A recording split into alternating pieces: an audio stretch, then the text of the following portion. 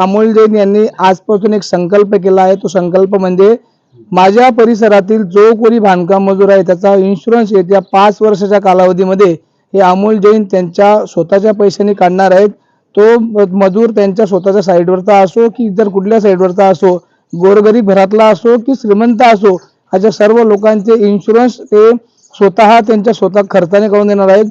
भारत सरकारच्या माध्यमातून आपल्या पंतप्रधान नरेंद्रजी मोदी यांच्या विमा सुरक्षा, त्याचबरोबर अनेक अपघाती योजना अशा सरकारच्या सुरू आहेत, परंतु आजही गोरगरीब जनता यापासून दूर आहे। अनेक लोक दुर्लक्ष करतात।